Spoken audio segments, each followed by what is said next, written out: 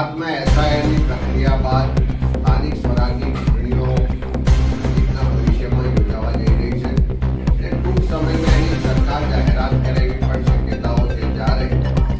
પ્રદેશ કોંગ્રેસ સમિતિ દ્વારા સંગઠન સૃજન અભિયાનના માધ્યમથી તમામ સ્તરે પહેલા સંગઠનની પ્રક્રિયા પૂર્ણ કરવામાં આવી। જનાક્રોશ યાત્રાના માધ્યમથી ઉત્તર ગુજરાત હોય, મધ્ય ગુજરાત હોય, દક્ષિણ ગુજરાત હોય કે સૌરાષ્ટ્રમાં કિસાન આક્રોશ યાત્રાના માધ્યમથી 50 દિવસની અંદર 5000 કિલોમીટર કરતાં વધારે આ યાત્રા આખા ગુજરાતમાં ભ્રમણ કર્યું અને જે રીતે પ્રજામાં સરકાર સામેની નારાજગી કે ચારે તરફ ભ્રષ્ટાચાર છે, ગેરવહીવટ ચાલે કે અન્યાય અને શોષણનું શાસન ચાલે, એમાં પણ ખાસ કરીને સ્થાનિક સ્વરાજની સંસ્થાઓ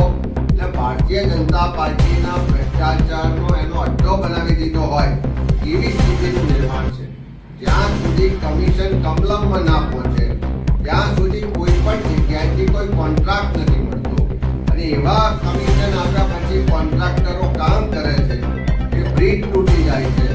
પાણીની ટાંકીનું હજુ તો સેમ્પલ ટેસ્ટ થતો હોય તો પાણીની ટાંકી તૂટી જાય છે, પહેલા જ વરસાદમાં રસ્તાઓ ધોવાઈ જાય છે, ચારે બાજુ કમિશન અને ભ્રષ્ટાચારનું શાસન ચાલે છે। એવા સંજોગોમાં આજે ગુજરાતની ગૃહિણીઓ એક તો મોંઘવારીથી પરેશાન છે, ગેસની બોટલ માટે લાઈનોમાં ઊભા છે, ગેસની કાળાબજારી થાય છે, સાથે સાથે યુવાનો પોતાના પ્રશ્નો માટે સંઘર્ષ કરી રહ્યા છે। આજે ગુજરાતનું એક કોલેજનું કેમ્પસ ડ્રગ્સનો અડ્ડો બન્યો હોય એવી પરિસ્થિતિનું નિર્માણ છે। ખેડૂતો આર્થિક રીતે પાયમાલ છે, આત્મહત્યા કરી રહ્યા છે। એવા બધા જ વર્ગ વિસ્તારના લોકો જ્યારે હેરાન પરેશાન છે ત્યારે કોંગ્રેસ પાર્ટીએ સ્થાનિક સ્વરાજની ચૂંટણીઓ માટેની તમામ તૈયારીઓ પૂર્ણ કરી છે। અમારા ઓલ ઇન્ડિયા કોંગ્રેસ કમિટી દ્વારા અલગ અલગ આગેવાનોના નેતૃત્વમાં તૈયારીનો ભાગ સ્વરૂપે સંકલન માટે વિવિધ સમિતિઓની રચના કરવામાં આવી છે। Strategy committee, campaign committee, programme implementation committee, election management committee, media અને પબ્લિસિટી સહિતની બધી જ કમિટીઓની રચના કરી અને એ કમિટીઓ દ્વારા અલગ અલગ કામગીરી પર તૈયારી કરવામાં આવી છે અને આ બધી જ કમિટીઓની આજે અમારા પ્રભારી આદરણીય મુકુલ વાસનિકની ઉપસ્થિતિમાં મિટિંગો લઈ રહ્યા છે। આખા દિવસ દરમિયાન કમિટી દીઠ મિટિંગ થઈ રહી છે। બધા જ સિનિયર આગેવાનો, યુવાનો, કાર્યકરો બધાનો અભિપ્રાય લઈ અને સમન્વય સાથે, સ્ટ્રેટેજી સાથે આ સ્થાનિક સ્વરાજની ચૂંટણીઓમાં અમે જવા જઈ રહ્યા છીએ। સાથે સાથે આખા ગુજરાતમાં હવે QR કોડના માધ્યમથી મહાનગરોમાં